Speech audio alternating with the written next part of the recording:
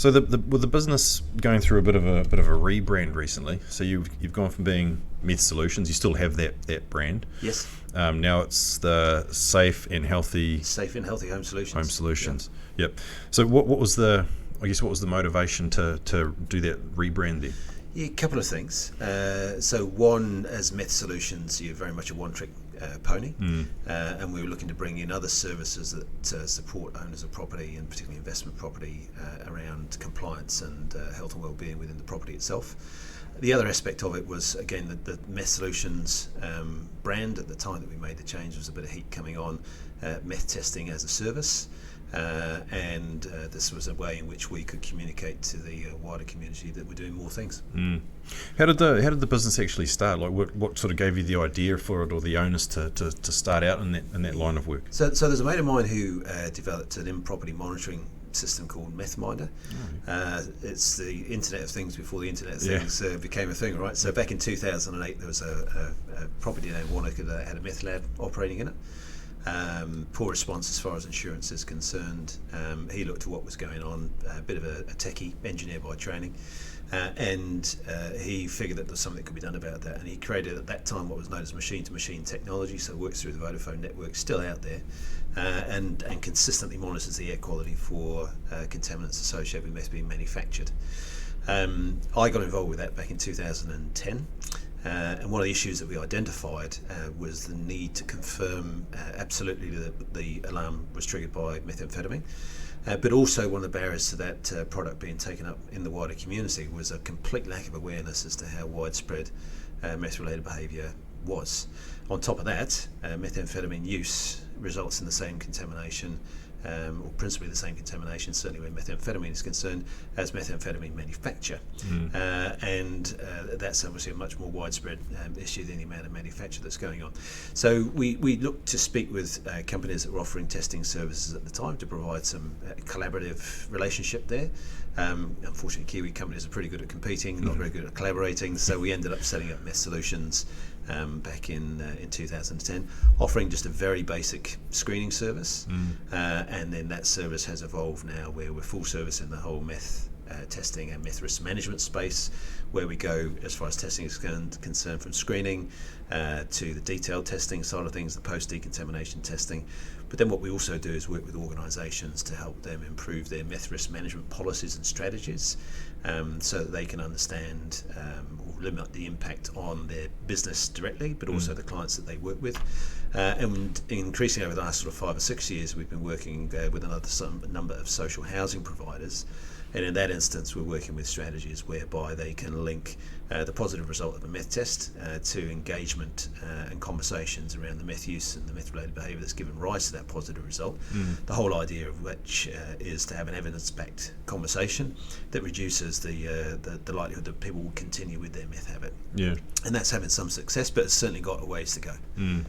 So what would constitute an organisation then that you would work with, apart from the social housing thing? Would you work with businesses, or does it have to be more along those those sort of social or community groups? Full spectrum. So private landlords owning one property through to private landlords owning multiple properties through to small property managers, large property management groups, and social housing groups as well. So our service is nationally based. One of the things that we wanted to do very early on was to be able to deliver our services to the local community, and every community in New Zealand has needs as far as this is concerned, but to the local community at a standard rate. So you're not getting lots of penalties just because you're in a more remote community as far as cost is concerned. So we've got a network of contractors around the country who will collect samples, and then we've got a head office function that takes the orders through and then provides the results and the ongoing support. Because one of the big issues and impacts that's associated with meth contamination of property is the situation for the property owner where they feel taken advantage of. More often than not, you've got situations where people have felt they've put a roof over somebody's head, and that sort of sense of trust or connection that they felt has been broken.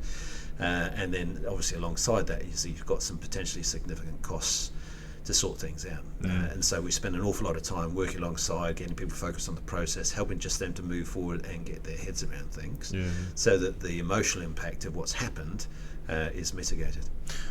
I guess just to go right back to the start of it, like what is meth? Like, and because we hear about it, but I don't know if people necessarily know exactly what it is. Yeah. We know the effects of it because it, we were saying before about these bloody crims that end up getting tasered, and it's like they don't even feel anything. Yeah. What actually is it, and what does it do to your body as a user? And then I guess the other side of the question is as a someone that's been a victim of meth contamination or something like that. Yeah. So methamphetamine is a chemically synthesized psychoactive substance. First synthesized in Japan at the back end, I think it was of the 19th century. Came into its own in the earlier parts of the 20th century.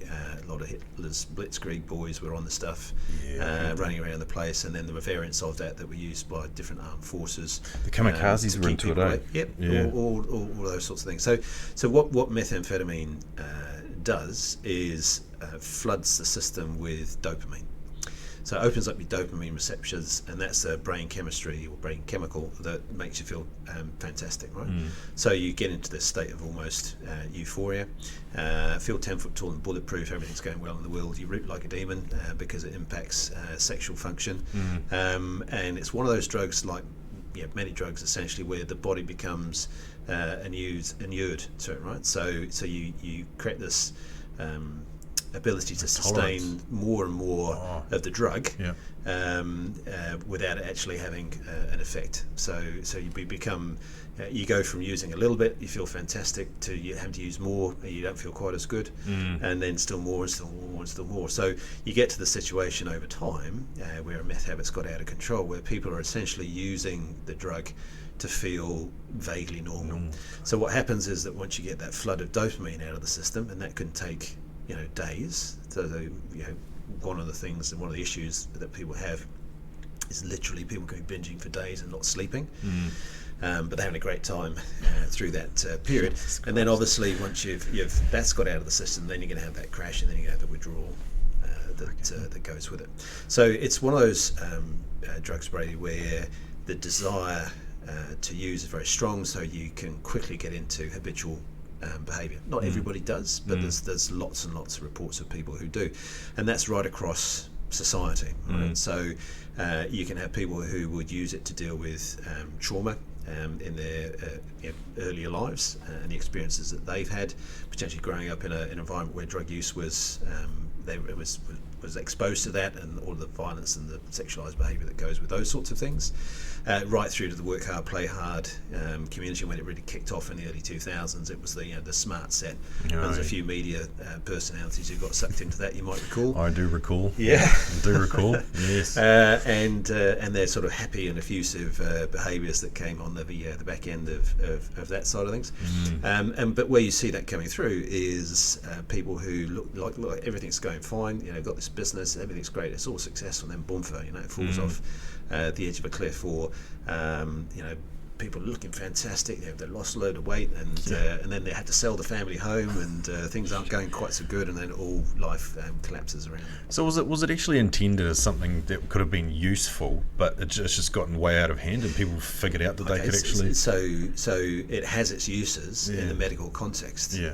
So ironically, a drug that stimulates the hell out of most people is a treatment in the whole ADHD space. Right. So in ADHD, as I understand it, you've got a reduced number of receptors in your brain that are associated with dopamine. So this is this sense of fulfillment brain chemistry that goes on.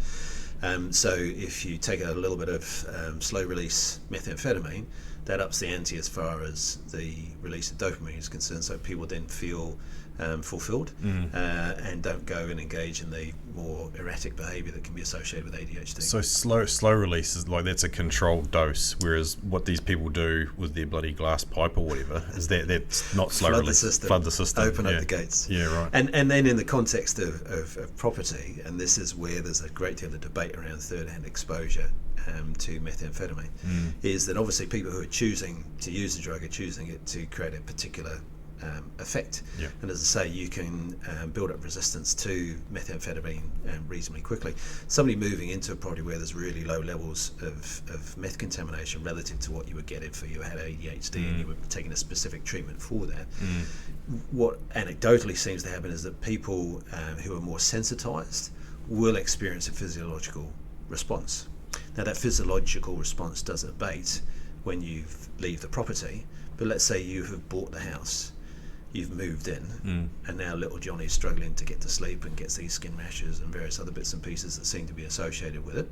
And again, the problem that we've got is there's not the official research that's been done to do that, but there is some research which has been done, which has been reviewed by ESR, and they are suggesting that there is a causal link between low-level exposure to methamphetamine contamination and then these responses. You've got a situation where, yes, if you leave the property, then those symptoms will abate. But if you own the property, how's that going to happen? If you are in a situation where you've rented the property, how's that going to happen? Because now you're in there. And the situation that we've got with evolution of thinking within government is that tenants, a tenancy will not be able to be terminated until the level of methamphetamine contamination in there is greater than 30 micrograms per 100 centimetres square, so in a single sample based on the points of reference. So what kind of usage would you get out of 30 milligrams? Like what Micrograms. Micrograms. Like what would someone have been doing in their property to get a reading like that? Because that wouldn't be manufacture, would it? So 30 micrograms per 100 centimetres squared is the number that ESR have used to say above that level it's unlikely to be use alone. And therefore the implication of that is that there's a reason to suspect attempts at manufacture. Right. So going forward, under the proposals that have just been released this week by government, the only way a landlord or a tenant can terminate a property or terminate a tenancy is, and do it with a degree of certainty, is if the level exceeds that point where there's reason to suspect attempts at manufacture. Below that, you're looking at use-related behaviour.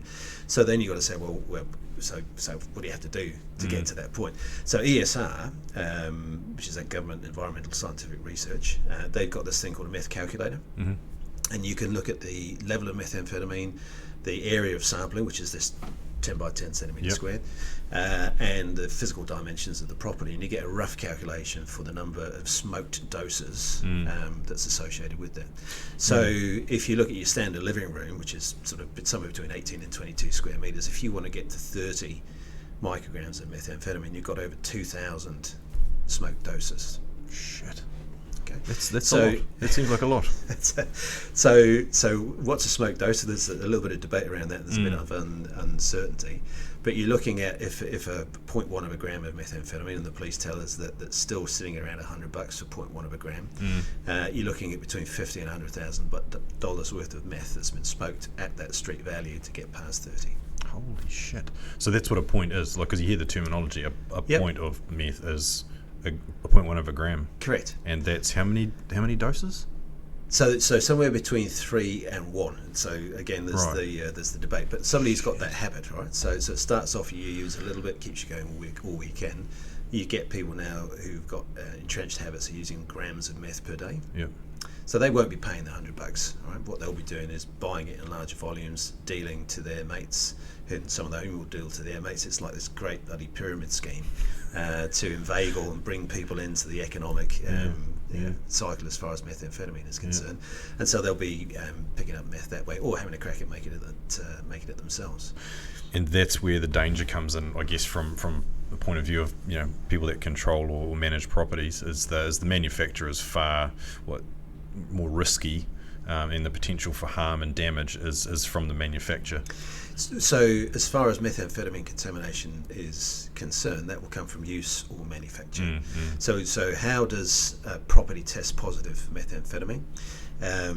So methamphetamine vapor is released when meth is either manufactured or used, and then that moves around the property on airflow and sticks to different surfaces within the property itself and builds up over a period of time. Okay, so it will typically get to problematic levels more quickly if manufacture occurs. And when manufacture takes place, there's generally some additional chemicals that are part of the manufacture process that have got other implications that are associated with it. How they get accounted for is by measuring the amount of methamphetamine before and after cleaning. So that methamphetamine is a marker for some of these other chemicals, right? So that then reduces the cost that's associated with trying to determine the extent of the problem itself. But use alone will get you there. And often, while somebody who's manufacturing methamphetamine will be keeping their heads down, somebody who's using methamphetamine is doing generally anything but keeping their heads down. Exactly. They're partying hard, they're pissing off the neighbours, they're damaging the property, they're not paying the rent, they're being a pain in the ass to manage and creating all sorts of chaos on the way through. So use over time will get it to a point where it hits a level which is considered problematic from a health and well-being point of view. Before you get to that point, as far as a property owner or a building manager or a landlord or a property manager is concerned, there's a whole bunch of drama that's taken place on the way to as far as that journey is concerned. We've had one recently down in the city, and the amount of work and time it's taken our staff to coordinate this bloody remediation, from the time that because we knew this person was smoking, was on meth. It's very clear to see. What we weren't aware of is that there was some manufacture going on in the apartment, because the readings were so bloody high. But then, once you get the property owner involved, and there's an element of denial there, and it's like, bloody hell. So it took like months and months. And then once we actually got the thing, properly tested, then there was still these delays in getting people out, and it was it took like literally probably nearly 100 hours of manpower from our side, not just everything that you guys do and the cleanup and stuff, just to coordinate this. It was horrific. And the cleanup guys go in there, Carl and his team from crime scene cleaners, and man, the amount of work that they had to do to get the levels down, not zero, but to reduce them. Like the apartments had to be stripped, and then it leaks in through the bloody walls. It goes into the hallway, into the carpet, into the linings in the hallway. Not just in the actual apartment. It's fucking horrendous. Like how far that stuff gets, and how is it invasive or whatever the word is, and it just sticks to everything. It gets into the material. Jesus Christ! And we see you guys like patches in there where you do all the testing and stuff. Man, it was a bloody horrific experience for everyone to go through, except for the person who was doing it. They just move on to another property and probably do the same thing. Hopefully they end up in fucking jail. But again, for the person who is engaged in that behaviour, nothing else matters. And most likely they go on to engage in that behaviour somewhere else, having left a trail of chaos behind them. That's where, as a meth risk management business, one of our services being meth testing, but one of the other services that we do is provide training, is provide awareness and help people as far as development of policies and strategy itself is concerned. So a lot of the issues, particularly in those units downtown, really starts at the time the building is built and the body corporate plans are put in place. I think there's real opportunities in that space to create efficiencies, to create policies and procedures around how these things are dealt with. So you take the situation that we had here. Understanding that I have is that the drug dogs are indicating, been through, never indicated, indication, owner does nothing, indication, owner does nothing, indication, owner does nothing. And so the flow and effect of the inaction on the part of the owner and the inability of the body corporate to compel action until really push came to shove, it stretched the process out and made the contamination worse, which is why you then get into the situation where instead of it being a relatively straightforward clean down, you're looking at physical removal of materials plus the broadening of the damage into other areas. Now, as far as the broadening of the damage into other areas is concerned, that starts at the building design phase. Because you look at the airflow modelling that takes place within a lot of those buildings, they're not necessarily accounting for this sort of stuff being part of the air that's flowing around the property itself.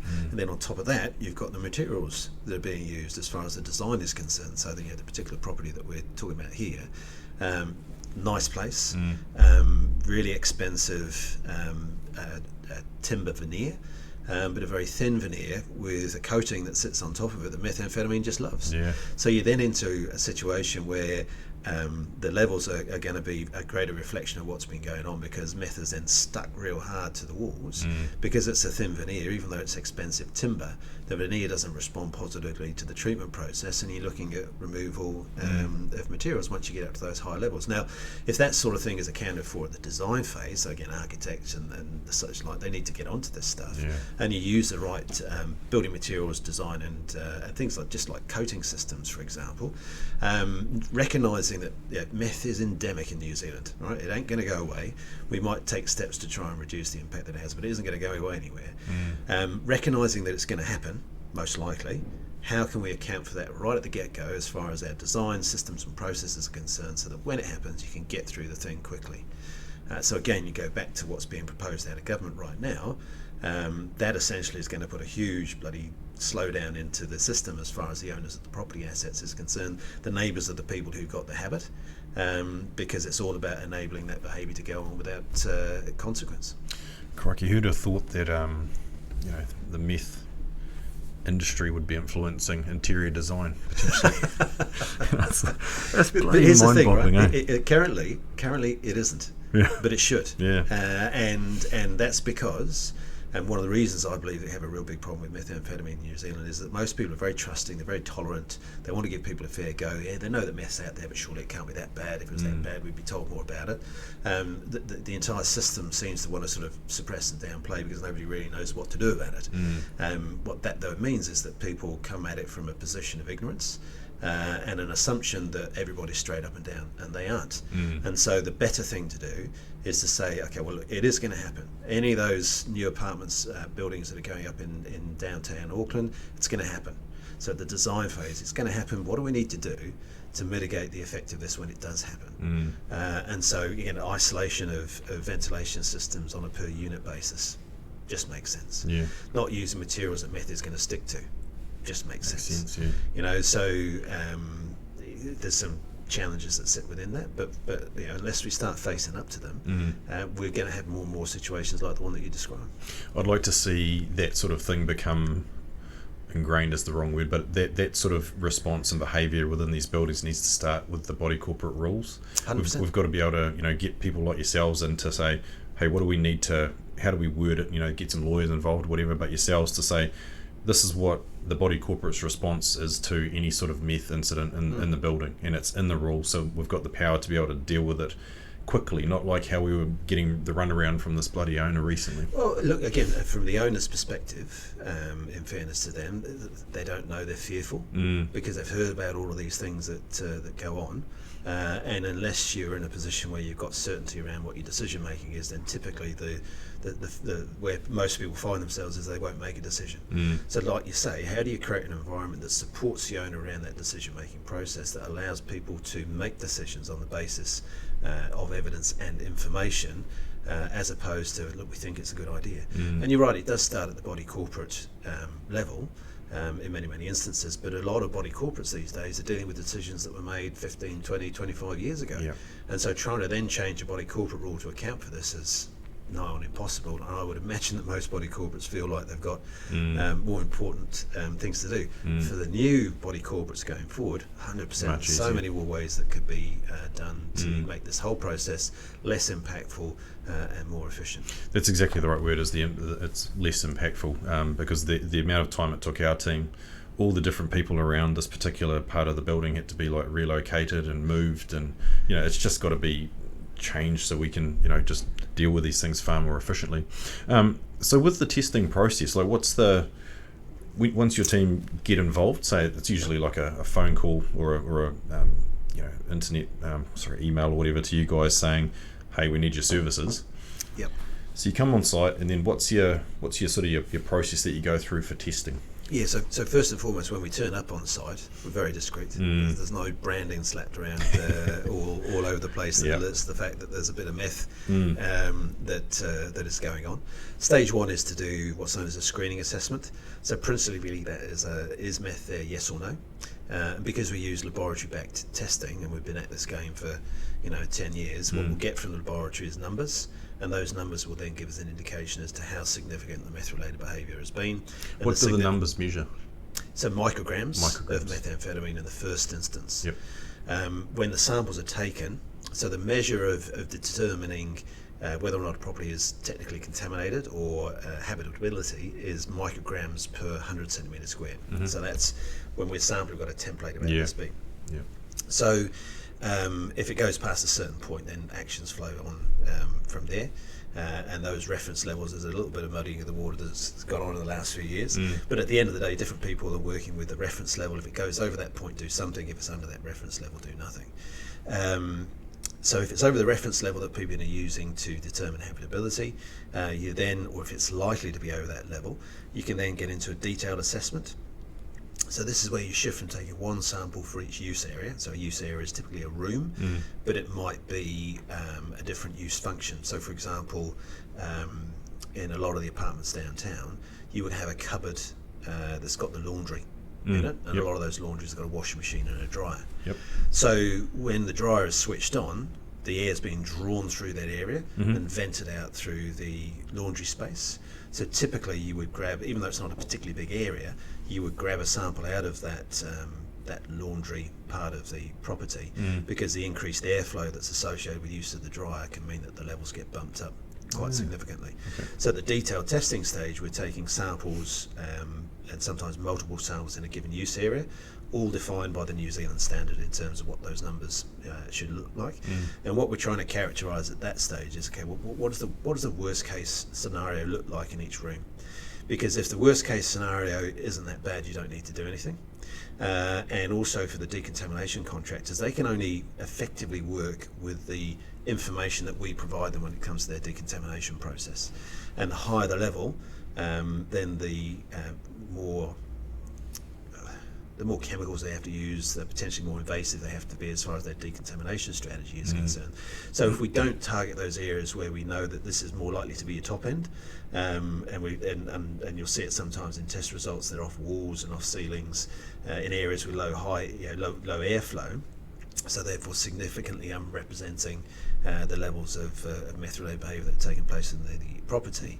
You can then have a situation where the decontamination contractor, that typically will commit to a fixed price to get you down within your reference level, is going back time and time again, because you're not getting to the full extent of it.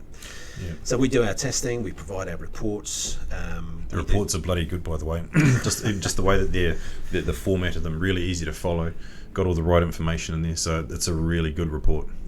Well, certainly appreciate that feedback, and we work really hard to put stuff into, what it's like. You have to have the information in there that covers your ass, but fundamentally you also want the information to be clear, unequivocal in terms of what happens from a next steps point of view. We also, for example, include a video of the apartment or the building that we're doing our testing in at that detailed testing stage, and only at that detailed testing stage. And then what we do with that is put that in a file share arrangement, password protected, so the security of it is locked in. But we sit that alongside our report and provide access to the decontamination contractor. So, as a building manager, you're not having to arrange for lots of people to come and go and view buildings when it comes to quoting. They can quote really effectively off the report and the video with a high level of confidence. So that then prices a lot of risk out of their quotes, and the confidence level as far as performance increases. And so are those tests, are they like, how accurate are they? 100% accurate or 99.9% accurate? It's 100% accurate if they're finding meth in there. So you can get some instant answer kits. So you can pop down to Bunnings and buy 10 kits for $150. They don't give you a number, and sometimes they'll say that meth is there when it isn't, and then worse, they'll say that meth isn't there and it is. So you can get this false sense of security that goes with that side of things for sure. But when we send stuff off to the laboratory, if it says there's meth in there, 100%. And that's one of the reasons why we've always done that within our business. We haven't offered the options of the instant answer kits. The DIY. Well, it's a bit like COVID, right? So COVID, usually lab-back testing, you can have 100% confidence in that. The rapid antigen test that we've got onto now, all right, good enough, but not as accurate as the lab-backed testing. And so we always made the decision from a business risk and liability point of view. If I was going to say to somebody, put my name to a piece of paper that says, there's meth in your house, Brady, I didn't want it to be, no, there isn't. Yeah. Because, that's not ideal, right? No, so you want to make sure that you're 100% accurate in what you're saying. You're For sure. all backed up by science. For sure. And really good process. Right? So one of the great things that came out of the New Zealand standard was a much greater clarity around what you should be doing as far as provision of service is concerned. So, if you've got people out there will be using other service providers, you can go to the New Zealand standard, look at what that says and says, this is what good looks like as far as testing is concerned. So, at the screening assessment stage, for example, you should be taking samples of surfaces which are most likely to be contaminated. All right. So, but that ain't walls and ain't ceilings. That's things like doors, door frames, window frames, extraction fans, areas where you've got higher airflow and lower porosity as far as the service is concerned. And so if you've got reports that, if they do include photos, and there's some good reasons why you wouldn't include a photo at a screening assessment stage, I can come on to that if you like. Yep. But if you want to get surety that you're getting a service delivered in line with the standard, just look at where the samples are being taken from. Because again, if it's the highest risk service and it ain't there, you can have a really high level of confidence that you don't have any meth issues. If it's not off a high risk surface or a high affinity surface, you just don't have that confidence. Unfortunately, we deal too often with people who bought houses relying on a substandard service and then find that they've inherited a problem. Right. And they potentially don't have any comeback, do they? Once they've, if you bought a house. So again, it depends. If the service and the report is in the name of the purchaser, then you do have recourse against the professional service provider. But often what happens in these instances is that the real estate agent says, look, I'll sort that out for you. The report's in the name of the vendor, not the purchaser. Maybe it's a tame testing company, maybe. And the surfaces that are sampled are not these high risk ones. The purchaser at that point has got no recourse against the vendor or against the service provider. So what we do with our services, we'll encourage vendors to do it before they go to market, because that minimises again the harm. It's back to that purpose that we've got for our business. They can sort out the issues before they go to market. If it's a rental, they have recourse to insurance. But then at the time they come to sell the property, they control the report, so they control distribution of that information, and then they can put that name, or we will put that name, that report into the name of the person who's bought the property, so that they can rely on our professional services as well. Does it go on the LIM report? Only if the police get involved, or a purchaser cracks the shits because you didn't drop your price in the way in which they anticipated and sends a copy of the report off to council. And we've seen that happen more than once. But typically it only goes on the LIM if the police have identified or believe that manufacture has taken place within the property, at which point they will notify the council, and then there's a whole process that the council goes through as far as notification to the owner and issuing of cleansing orders and all this sort of carry on. Potentially, because we don't deal with standalone houses, we only deal with like multi-unit dwellings and stuff like that. Potentially this problem is a lot worse inside an apartment building, right, rather than opposed to like say a standalone house. Because I guess with a standalone house you do have, it's one dwelling, you've got some space around it, potentially, hopefully, if it's designed and zoned right. But with an apartment building, you've just got walls and floors and ceilings, and it can, like we've seen in this other one, it can spread so quickly and so easily. Do you think, would that be a fair comment, that it would be worse in apartment buildings as opposed to normal homes? The potential effect of meth-related behaviour in one unit has definitely got the potential to impact on more than one unit within an apartment. The extent of that effect will be influenced by the amount of meth-related behaviour that goes on, and this is purely the contamination piece, setting aside the behavioural stuff that's often associated with this, right? So then then its ability to push into other areas is influenced by airflow. And so obviously it can go out of the windows and come back into the windows next door. More significant is opening of doors into shared areas and common property, and then for that to be moved along. The most significant is when you've got these shared ventilation systems, and then that moves the meth vapour around various units, and the complication that then comes with that is when you start getting into divvying up insurance. So the insurance policies that typically sit around the multi-unit dwellings under that sort of body corporate cover, usually limited either in terms of the total amount of claims that you can make in a given year for methamphetamine, and are often capped for an individual claim. And that is any one loss or series of losses arising from any one occurrence. So the significance of that is meth lab in one apartment that then contaminates more than one apartment. Who gets the money? And that's where, don't quote me on this, but I think this particular one we were talking about, I think it was like 50,000 for the for the single apartment. But then it's like, okay, well, that got chewed up pretty quickly because of the severity of the contamination. That's a bloody minefield, Like it is a challenge, and this is where, again, from a body corporate perspective, yes, you've got the body corporate cover, but then there are some additional insurances that if you've got a professional property manager in place that a landlord can get access to, and the temptation is, we want to sort of reduce our cost structure, I'll just rely on the body corporate insurance, but that then creates risk when you get these sort of events. So you might manage your property well, you might have a property manager that manages your property well, but if the design of the building and what's going on next door means it is not being managed well, you can still be affected by this. Is there any way that, it might be a ridiculous question, but is there any way that property managers or building managers can sort of mitigate the effects of this? Or it's really down to the tenant or the person that's smoking the stuff, isn't it? Like, is there ways that, should they be screening them differently, or?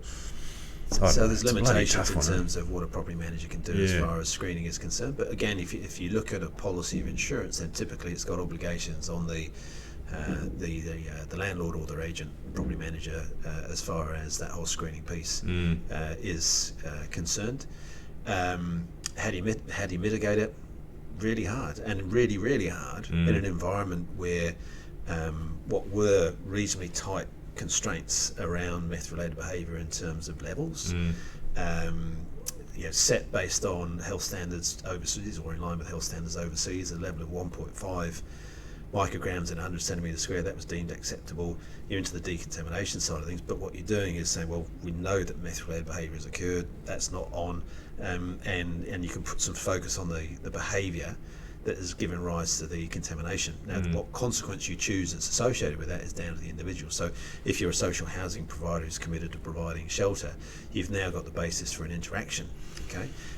If you're a landlord who's purely focused on protecting their asset, who doesn't want physical damage to occur to the asset, who doesn't want to have to deal with people who are very difficult, who doesn't want to deal with the drama that's associated with that, the lack of payment of rent, because meth's quite an expensive habit and will tend to take priority. They have the choice at that point to move that person on. So with the change in government, 2017, new policy on Kaingora's part in 2018, that boundary went back, like increased tenfold, compared to not just New Zealand but any jurisdiction anywhere else in the world. Bloody hell. And so the constraints on behaviour just lifted. So what we've seen in the last 5 years is a significant increase in the levels of high contamination. So high being determined by the Prime Minister's Chief Science Advisor's meth report in 2018, 15 micrograms of meth. All right, so bearing in mind in your room, your living room, we're talking to $25,000 to $50,000 worth of meth that's been used to get to that level. 15 micrograms of methamphetamine. Now that's the point that's heavy use, and that's the point where some decontamination work should take place. But that's a massive amount of leeway that the occupants of a property now have. So the signal that went out to the community when that strategy was implemented back in 2018 was there's no problems with meth here. So testing numbers went through the roof, meth use increased substantially, and when we were doing detailed testing back in 2018, 1 in 4 of the properties that we did detailed testing on had a level over 15, right? So over that high use level. Now it's 2 out of every 3 properties that we do detailed testing on have got that amount of meth in there. The amount of screening work that we did halved. The amount of detailed testing work that we've done has doubled. So we've got twice as many properties that are being tested than we used to be doing, from a much lower base of screening assessments, and the levels that we're seeing within them are increasing. So when you remove that sort of incentive to change behaviour, you just get more of the behaviour, particularly where methamphetamine is concerned. Yeah, we were saying before about that, that the A word about acceptance, and this stuff is potentially becoming more and more acceptable, not by, I guess, people like us, but I mean, if the government are just going to change the rules and play with numbers and, look at the outcome that's happened from shifting those numbers, like, why isn't it bloody 0? Why is it 15? It should be 0.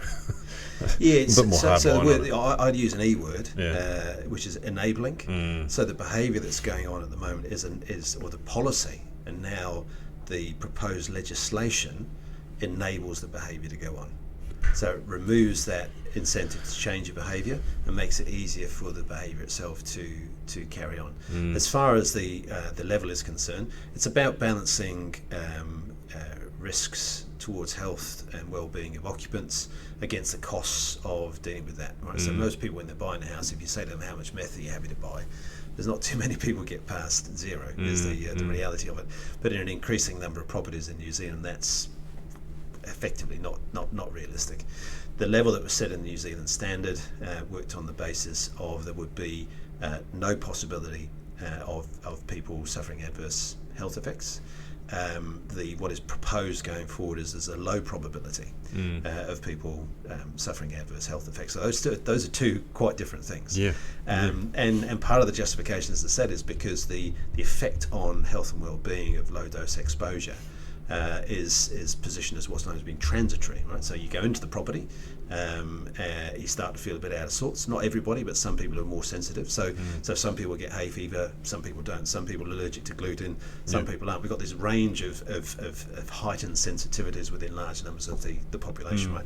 And the way I've seen over the last 10 years, meth is no different. So some people it doesn't affect them, particularly those who are using the stuff, but for some people it seems to have an effect.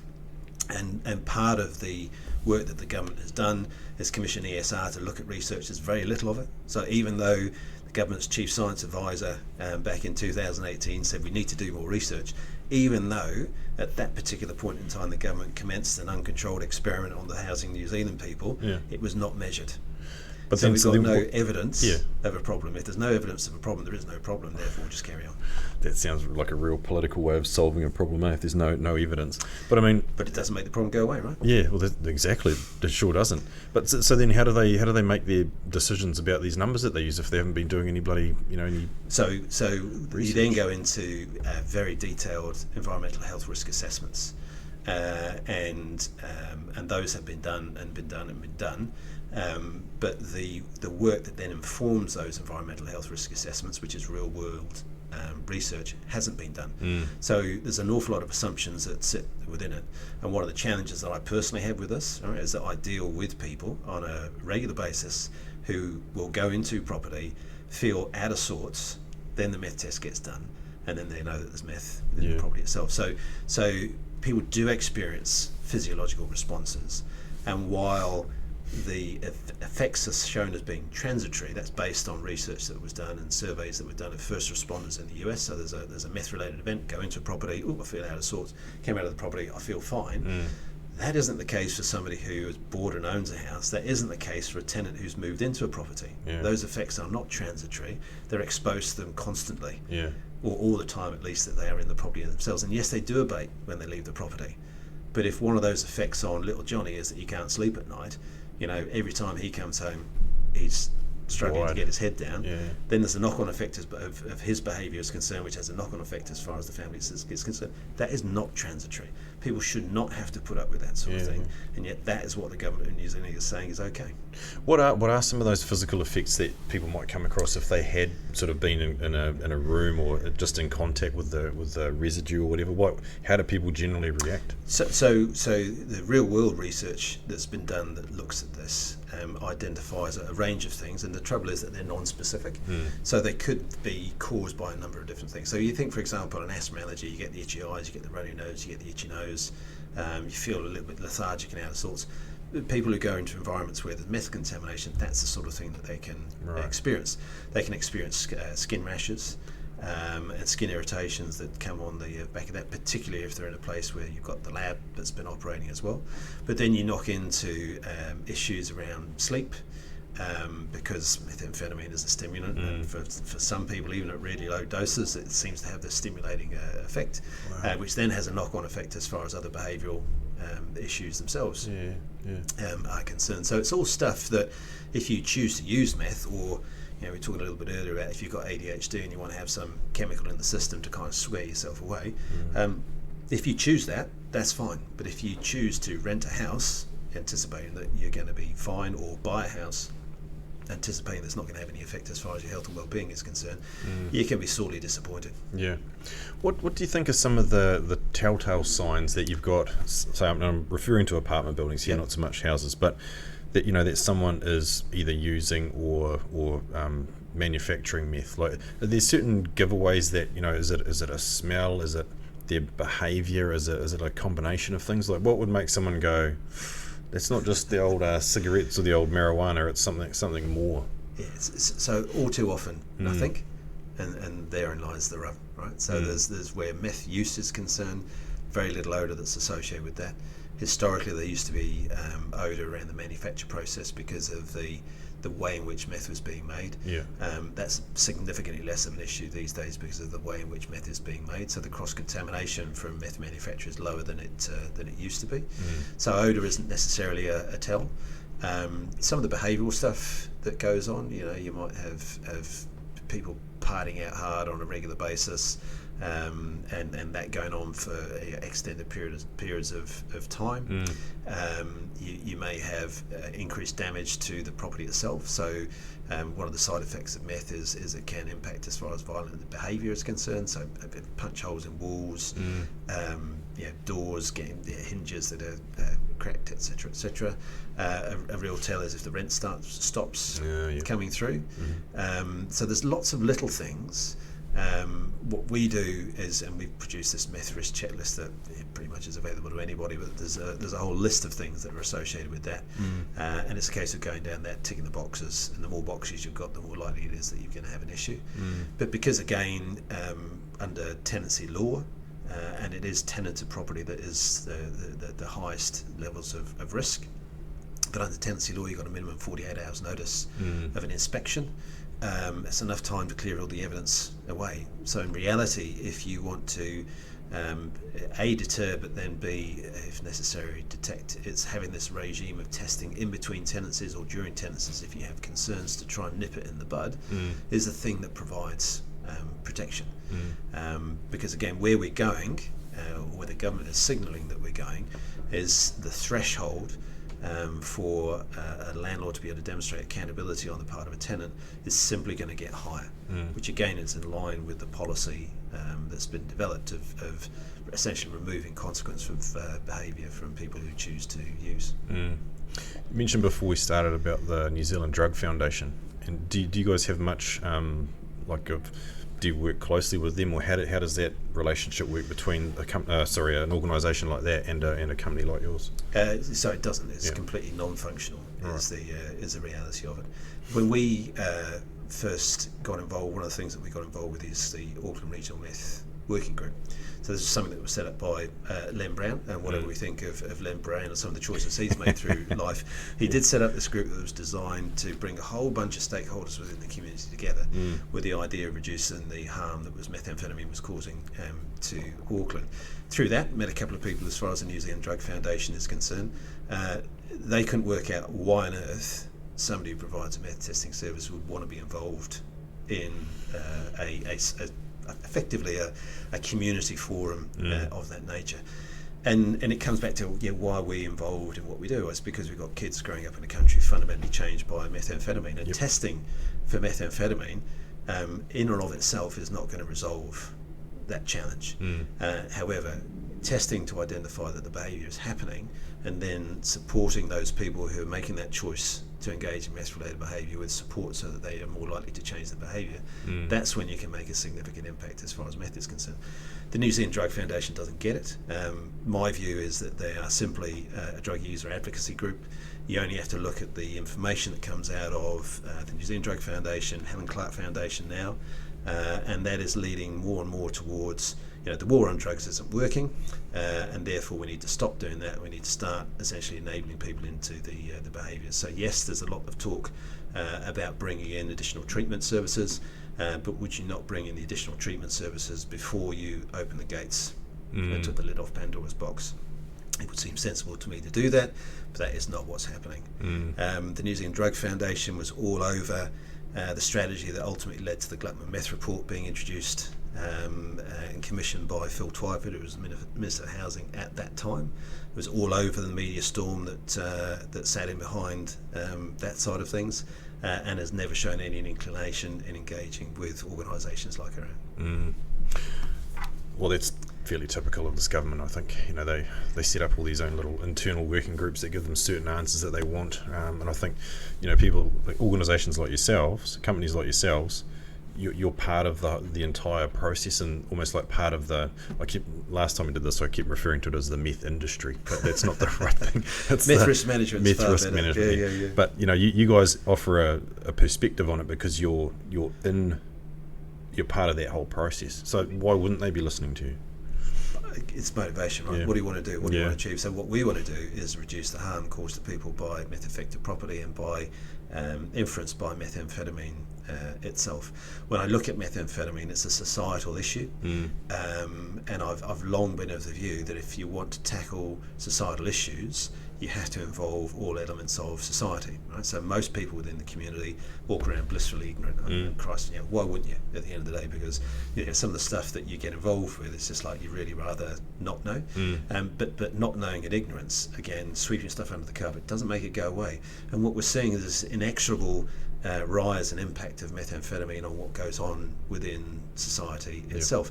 And so one of the options, and what has been done for the last 20 years, is we'll look up to government, can you guys fix this? And they can't. And in fact, we've now got a government which appears to be bringing in law that will enable the behaviour, and the foreseeable consequences of that are profound. But if you get alignment between the community of industry that we are part of and you're part of, and the processes that we employ, if you get alignment with that, with the community of education, with the community of science, with the community of government, then you get the alignment of thinking, and you can reduce the impact that methamphetamine has on people. You're never going to get rid of it. So this is about a mitigation process rather than a true solution model.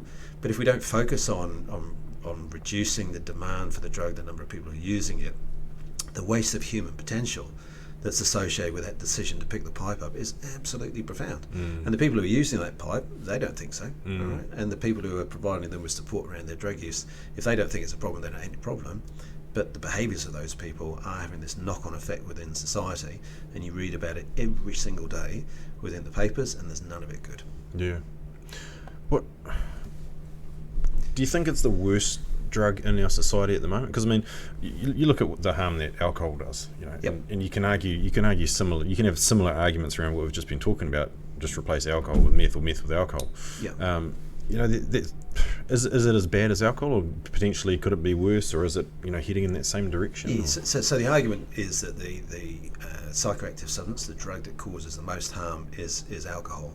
But if you look at the official stats as to who's using alcohol and then who's using methamphetamine, and then you compare the impact of those behaviours on a per capita basis, bloody methamphetamine would be head and shoulders above is the reality.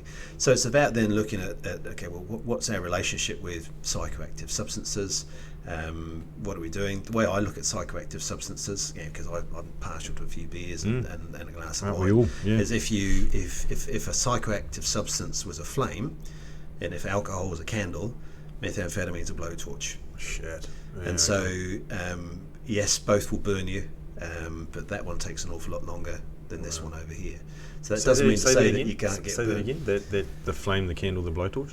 Yeah, so if you looked at an analogy would be psychoactive substances, whatever they are, as being flames. Any flame will burn you. Yeah. But if alcohol is a candle, then methamphetamine's a blowtorch. Both flames, all right, but one will burn you harder, faster, stronger than the other one will. Which doesn't mean to say that we should not be conscious of the ability of these things to burn, But similarly, we shouldn't say, look, this is apples and pears. They're all fruits, so don't worry about it. They're both flames. Don't worry about them. They're principally the same, because as soon as you create that perception in people's minds that it's okay because it's legal, or there's no consequence for it, people think, oh, I'll give that a go. And once they've given it a go because there's no consequence and it feels great, what are they going to continue to do?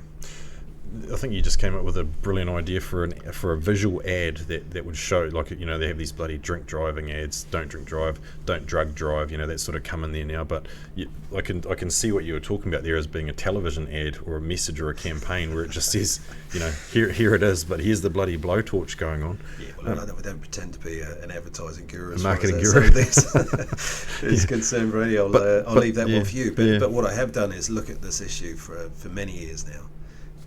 And I stick with it, not because of the economic potential that's associated with providing meth risk management services, but because of the impact and the negative impact that I see methamphetamine having on the wider community, and a firm belief that as a community we can do a lot better. Now, in order for us collectively to do a lot better, it involves the people who've got positions of influence and power to make better decisions than the one that they're doing at the moment. And at the moment, as I say, where we're going down, in my opinion, is policies of enablement, not policies and enablement of drug use, not policies that support and enable people to change the behaviour that leads to the drug use itself. So, by way of example, what we hear from the New Zealand Drug Foundation, for example, is that if you grow up in an environment where you're exposed to drug use and the violence and abuse and the sexual violence that's associated with that, you are more likely to choose to use those drugs or whatever the popular drug is of the day. We're now creating environments in Housing New Zealand for the last 4 or 5 years where if you use methamphetamine and all of the violence and sexualised and overtly sexualised behaviour that's associated with that, you experience no consequence. So we've got an increasing number of young people who are growing up in an environment where they're exposed to that. What's going to happen? Well, the New Zealand Drug Foundation have told us that those people are more likely to use.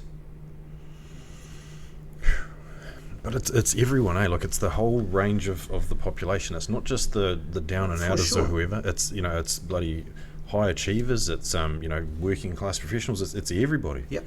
Yeah. There's lots and lots of people in there. So this is not a go at Housing New Zealand tenants. My view of Housing New Zealand tenants is there's an awful lot of people in there looking to plough the straight and narrow and get on and make a life for themselves and their families. But when you're exposed to this stuff all the time and the challenges that go with it, it's harder and harder to keep young people in particular on the straight and narrow. The decisions that are being made across society is this normalisation of drug use and dipping into psychoactive substances that's been going on for decades is the reality. Right? I grew up in the UK in the 90s. Ecstasy was the big thing back in the day. Didn't go there myself, but I know plenty of people who did. So this idea of synthetically fueled altered state experiences has been around for forever, and altered state experiences for as long as Adam has been a boy. Right? That's what people have done. So it's then about how you're going to educate people to do these things, and how you're going to create environments where it's less likely that people will choose to screw themselves up, as opposed to more likely that they will choose to do. Are you aware of anything out there that's potentially going to be worse than meth? Like, is there, because you just said before MDMA was, ecstasy was a bad one. Well, how bad is it now? It was a chemically synthesized psychoactive substance, right? Which is the same as methamphetamine. Yeah. So again, I think it depends on what your definition of bad is, right?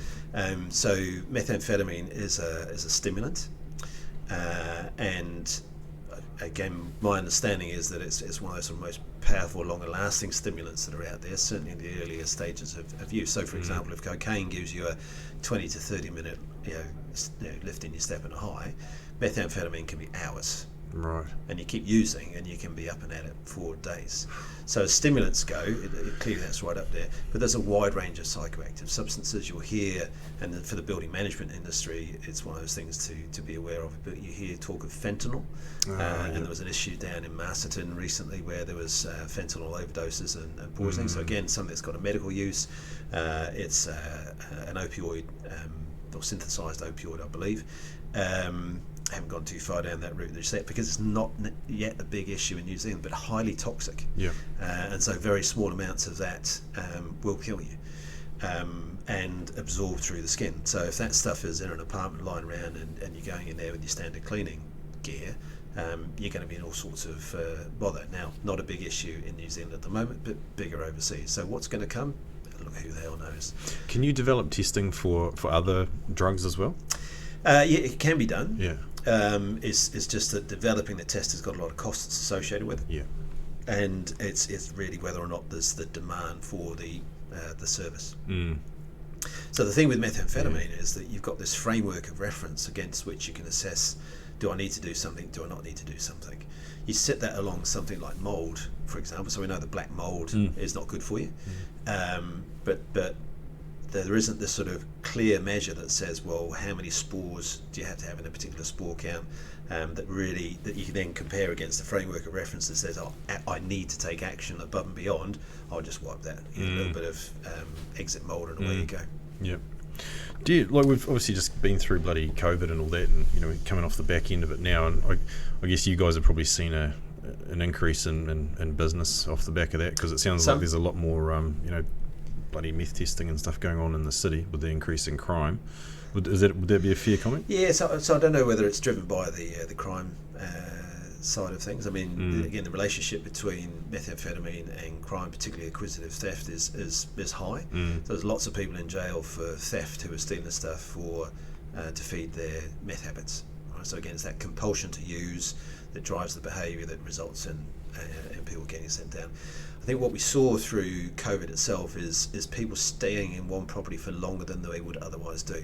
Right. So because of the lockdown. Because of the lockdown, you can't move, and so the community of people involved with methamphetamine can be quite transitory. So they're in places for relatively short periods of time, and therefore the contamination level gets to a certain point, then they've moved on. Right. So as soon as the meth-related behaviour stops, the level of contamination is going to stop at that point until the next person moves in and adds on top of it. Yeah. What we saw through lockdown is people sticking around for longer and numbers going up as a consequence because the behaviour is going on for longer within that period of time.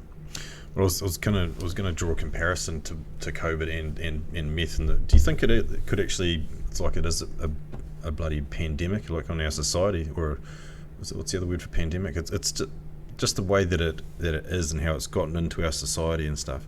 Do you think it's endemic within society? Endemic, right? It's here to stay. Yeah. The risk is getting greater because, again, if you have a meth habit, once you've exhausted your ability to pay for it out of legitimate means, right? So you've got to have a hell of a job to support a meth habit of a few $100 a week, let alone thousands a day. So you're then going to get into crime to fuel that. So you'll deal, you'll steal, you'll prostitute yourself, you'll make it, or you'll use your place as the basis for that to be made. So the way a lot of people feed their meth habits is through dealing. So and then you're into this very pyramid scheme, right?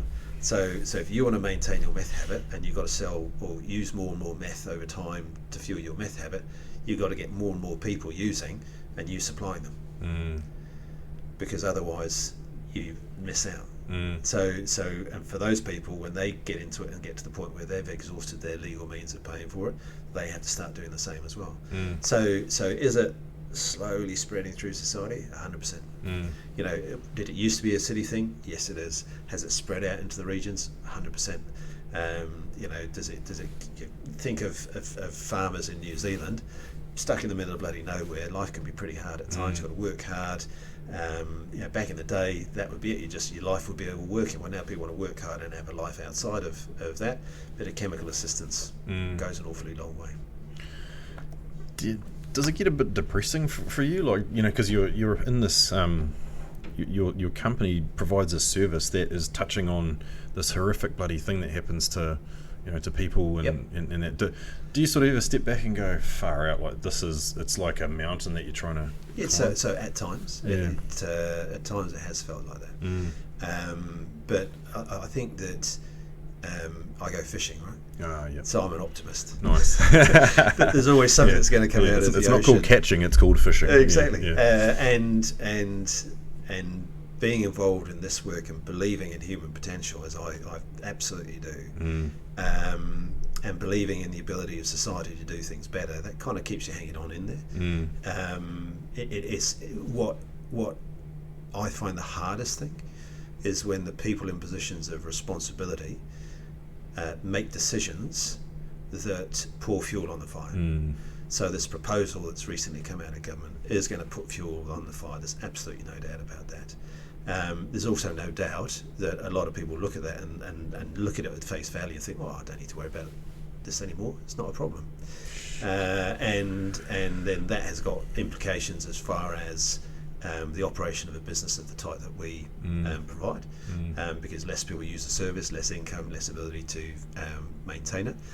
The hope obviously would be that people see past the obvious and look at the reality of what's going on, which is essentially, if you end up with somebody with a meth habit in your property, it's going to be a damn sight harder to get rid of them than ever it was, and therefore you do not want to end up in that situation, unless of course the government bloody wakes up and changes its mind. So that the attitude should exist within the people who are ostensibly supposed to be leading our country into the future, where they will adopt policies of enablement. That bothers me. That I find personally really challenging. But again, I'm an optimist, and you hope that people will potentially listen to this sort of thing, take on board what's involved, and get out there and communicate to the government to say, hang on a minute, this is not good enough.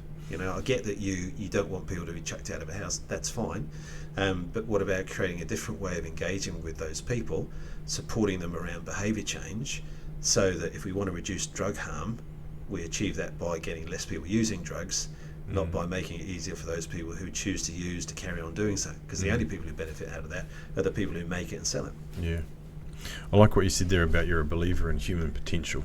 Like that seems to be about. Yeah, but that comes through loud and clear when you, like, with your drive for doing what you do. Like you clearly want to help people, and and that comment about believing in human potential is a really good foundation stone. Is it like as a value or a just something that anchors what you do? So as a society, I believe we should all have that sort of philosophy. And I've met lots and lots of people who have ended up with meth habits.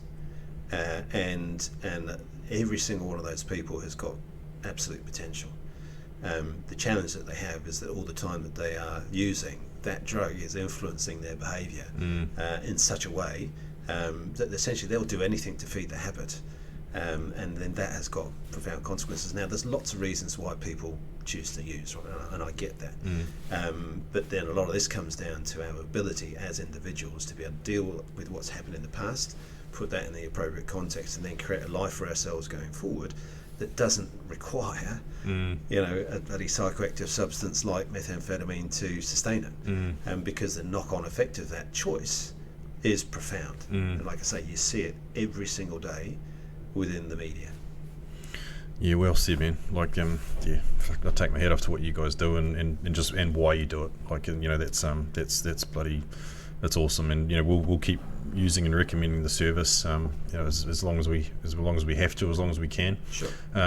But yeah, I think I mentioned to you earlier, I'd like to do because we've got a couple more of these microphones coming. I'd like to do a bit of a group discussion with other people that are affected in that, or in that same sort of loop. Like I was saying, we'll get the detector dogs in, we'll get the crime scene cleaners in, we'll get you guys in, because there is that little loop there, and that'd be a really interesting chat just to see how you guys would feed off each other and stuff. Feed off each other. Yeah. Maybe get the New Zealand Drug Foundation in, right, to justify their courses of action when it comes to policies of enablement. Yeah. Megan Woods. Love to have a chat with her. Imagine her getting in here. Jeez. She'd probably be like, who? Why would I want to do that? Yeah, no, mate, I appreciate your time and the work that you guys do, and keep doing it, because we clearly need you, unfortunately. And I say unfortunately, because if your business didn't exist, then we wouldn't have a problem. It's one of those sorts of things. 100%. But we clearly do have a problem, and you guys are doing a bloody great job to help solve that problem. Well, I certainly appreciate your feedback on that one there, Brady. And look, the fact that you create these sorts of opportunities to have a conversation that people can choose to listen with and engage with is terrific. I guess what I would say to you and the colleagues within the organisation is push that message out there, because people like myself, we're always seen as being tainted as far as the vested interest is concerned, but every single member of New Zealand society has got a vested interest as far as this issue itself is concerned. And what government needs to hear from is the wider society saying that is not good enough. What you're talking about doing here, the consequences are foreseeable.